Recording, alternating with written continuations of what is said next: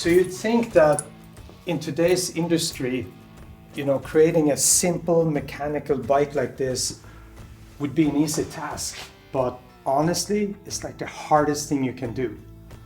And it's just that in today's manufacturing, it's just gotten so easy to make like very, very complicated things, but very complicated to keep it simple.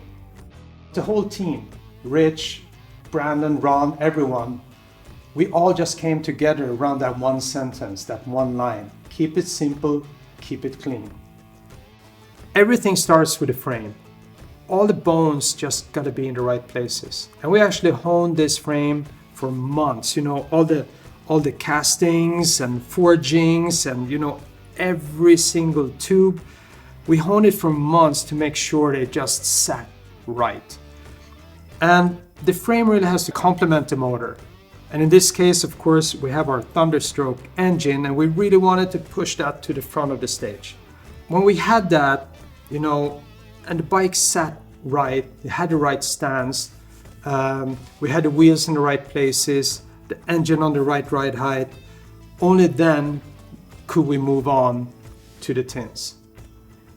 It's actually very much like when you're building a custom bike. You put the engine on a crate, you position the wheels so they all sit right together, you start bending some tubes, you hang in a fork, and it's really a gut feeling thing when everything sits right, it has the right flow, it has the right stance. It's like nothing a book can ever teach you.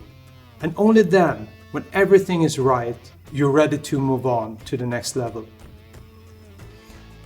The tins, the bodywork is always a challenge because the more you remove, the more you try to simplify, the more you have to make sure that you have tension and that you have soul baked into every surface and every line. The hardest things to design are always the purest in its form. It's just really complicated to keep it clean. And the tank really sums all of that up. It has that really famous accelerated arc into it, like the old Chief tanks from the 40s used to have. And it has that super narrow waist. It's actually really hard to get a nice waist on a motorcycle today. But anyway, we worked really hard to get there, and we just felt it wasn't really a home run.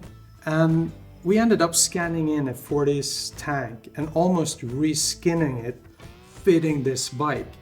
And only then did we feel that, okay, now we got it.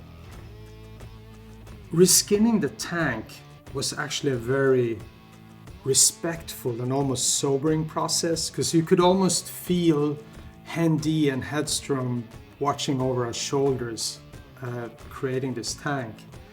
We also decided to introduce a very subtle feature line.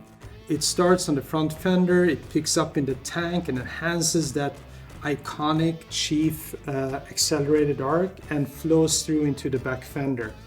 It almost has that feel like from a 39 Zephyr, like it's subtle, it's almost a second read.